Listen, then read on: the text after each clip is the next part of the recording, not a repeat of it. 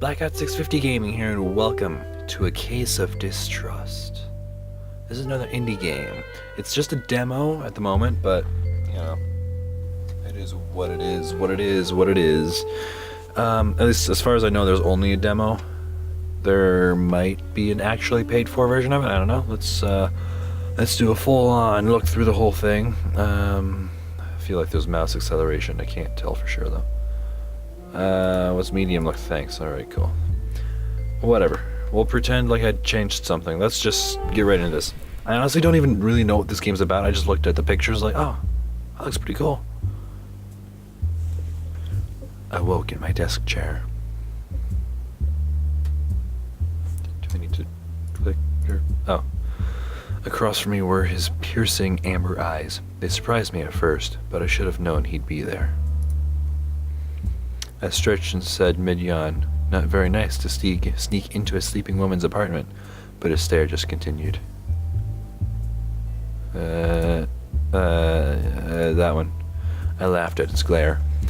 I had seen San Francisco's shrewd thugs, hardened cops, and deadly politicians, but none could ever match that gaze. I know I didn't have what he wanted. Reaching into my coat, I took out my knife and flicked it open. I don't know. I gave him the knife. Sliding it across the desk. Look, I said. That's all there is. Take it or leave it. But a detective knows when she's beat. And I knew then. He wanted to search the place, and that's what he would do. I sighed, knowing my weakness for this type. Alright, I said. Let's look. What? He let out a gleeful meow. In victory. I can't read. I picked up the knife and cut a piece of my apple that the cat had rejected. Always the sore winner, I jabbed. But I was smiling too, because I was telling the truth. There was absolutely no other food in my apartment. Not even Hot Pockets? Which may or may not have been invented at this time. They were not.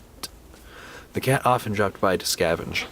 He made a lot of noise when he thought I was holding out on him. Right now, the place was clean empty. No food anywhere. I had to prove it to him. Okay, so I'm doing things now. The cat can't read. Okay, the cat had waltzed into my apartment a few years earlier. He kept coming back, though there was rarely a morsel to eat. He'd continue his loud meowing until I proved to him the place was empty of food. Talk. It doesn't matter how doe-eyed you are, cutie pie. You've got no food around, I told him. He licked his chops and looked at me. Apparently, he still didn't believe that I needed to. Didn't believe that I needed to contradict him somehow, to show him something in the apartment that would prove it was empty of food. Contradict. All right, cool. I don't have any evidence. Shit. Go back. I went back to the apartment to search for clues. Okay. Lamp? Lamp had belonged to my Uncle Lewis. He'd been an SFPD officer. One who argued policewomen could be good detectives, even though the others jeered at me. I knew he'd been right, but my current workload didn't help that claim. I thought about Lewis more often than I wanted. I was lousy at handling the emotions behind those thoughts. It's a book. I don't know what that is. This might be a bag. Nope. The newspaper was flopped on the floor, its headline about the death of Lenin, leader of the Red Menace, sweeping Russia. It seemed the Bolsheviks had lost their head. Yeah. Okay. The regular white icebox, tinged yellow with age, half blocked the kitchen doorway. My income rarely kept much stocked in it. And right now, it was empty. Does that add to my notes? I think that might be pretty much it. Oh, this looks fun. I had taken copies of old murder cases from the SFPD records when I'd left. I loved reading through them, even though my own contributions were minimal. At that time, I longed for those types of jobs. The truth was, any work was hard to find for a female detective. Okay. I feel like that might be it. Oh, wait, a bird. I kept a small statue underneath the side table. It had been police evidence in a crime, and its owner hadn't wanted it back. I took a shine to it, so I snagged it for myself on my way out of the department. Alright, do I have evidence for you now? I won't read this again because it's all the same stuff. Yep. Contradict. Evidence. Icebox. Use it. Should have read that. I opened the icebox so the cat could see inside. Empty, I told him. The cat looked quizzically at the open door and then back at me. Sorry, fella, there's no grub in there for me either. He stared at me with eyes as disappointed as I felt. Those big yellow eyes always got to my soul. Thoughts of my family filled my head. Let's just speed things up. But never mind those thoughts. At the time, they were distractions. I moved on from them. A loud meow from the cat snapped my thoughts back into the moment. I took a deep breath and grinned back at him. Guess you can scram now, I said. Nobody's going to come knocking with food for you, fella. Someone came knocking with food for you, fella. There immediately came a banging on the front door. Beyond a nuisance, this cat was psychic, too. You order out? I asked him. Dorothy opened. What the hell? Okay. In the doorway was the regrettably familiar face of Conor Green. His company churned my stomach. It may have been his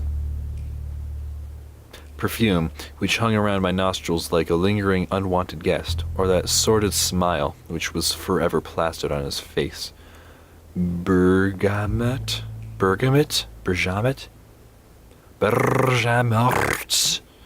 Whatever. He stared at me through the doorway with a coy smile.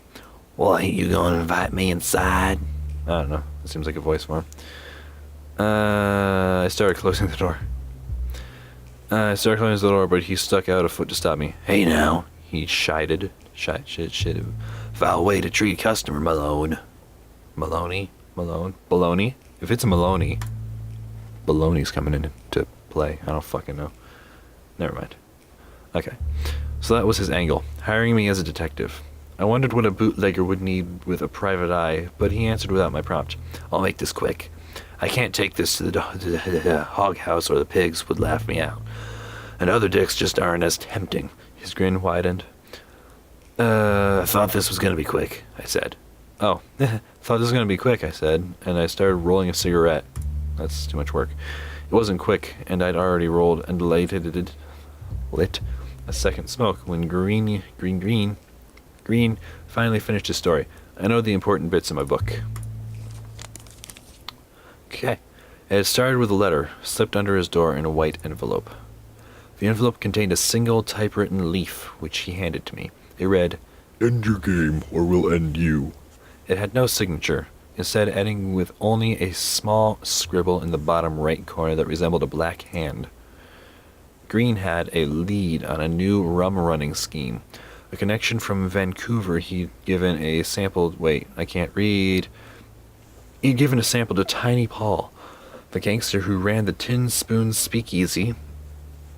Small amounts of alliteration are fun. For mob boss Jerry Furry. They'd agreed to buy in for more. Green surmised the letter was about his rum running. He suspected Redstone Stable, another bootlegger, of sending the letter. He told me that Stable ran a barber shop during the day and gave me the address. Green needed to know who the threat was from. Fuck, I can't read. Green needed to know who the threat was from. He'd get Paul's gang to deal with them and continue his scheme to get rich. If I go snooping myself, he concluded, folks see I'm not trusting people. No trust leads to no customers. I need to play it low-key, which is where you come in.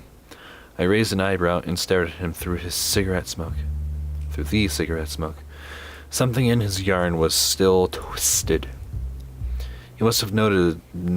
Jeebus! He must have noticed my reticence.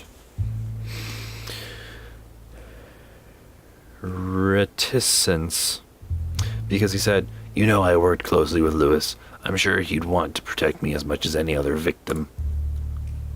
My uncle. I had finally accepted Lewis's death.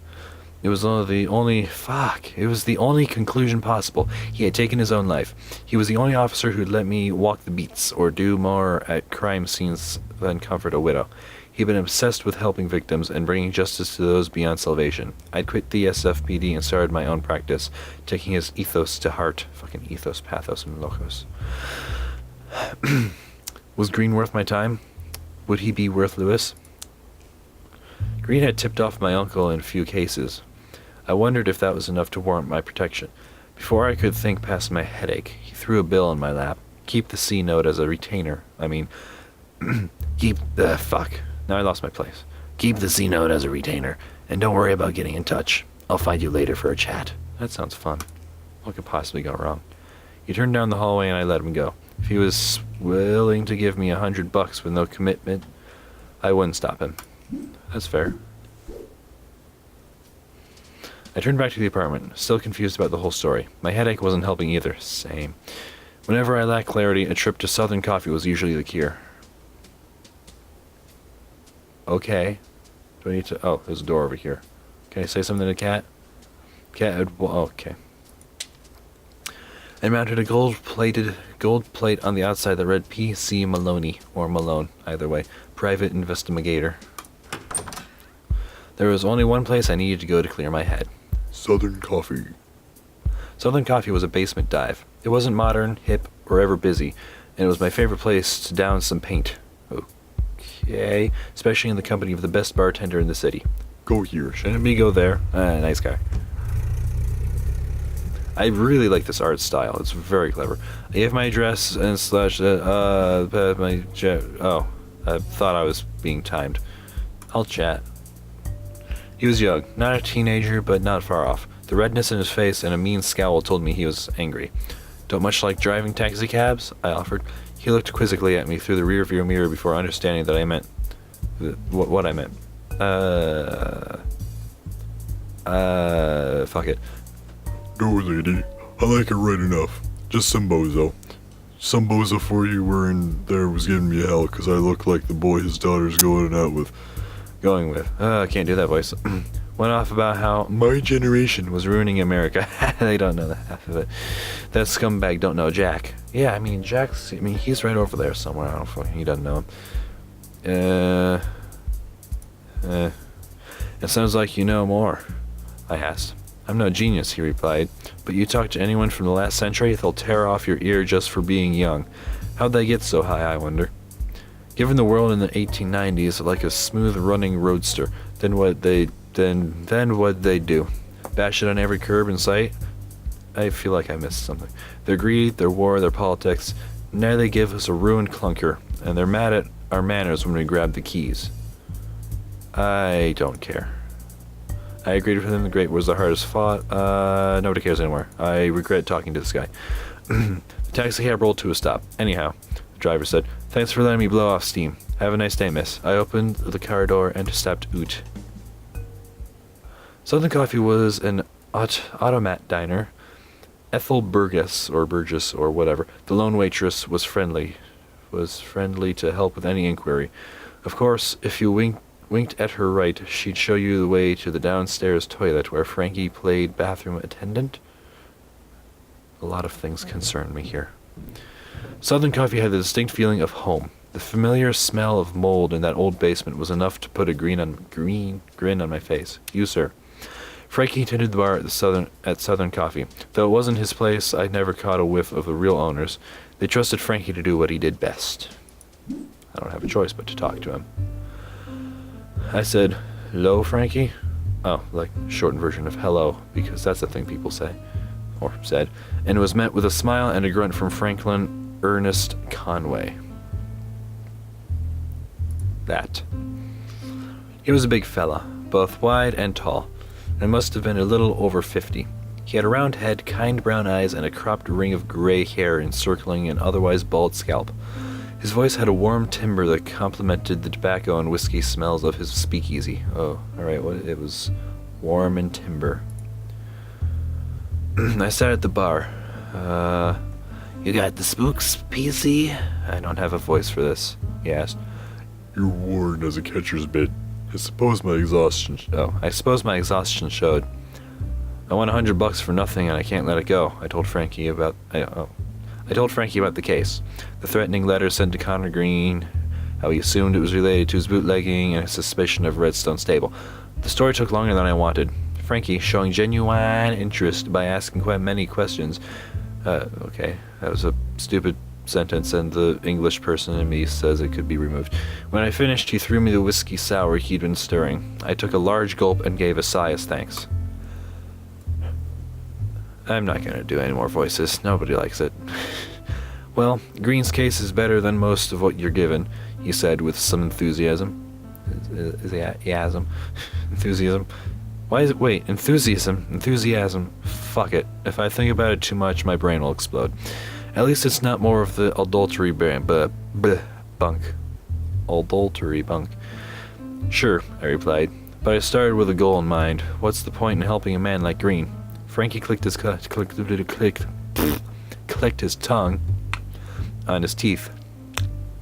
Lawyer or priest, why does it matter? Let me ask you, fucking hell, are the clients you have now the types you want to help? I admitted they weren't. I told him that I wanted more for my detecting life. It could be that Green's case shoots your career forward, Malone. I sighed and stared down at my drink. But my daze was interrupted by the basement door opening, then slamming shut. A blustering woman began marching towards me. She was wearing a light blue cloak,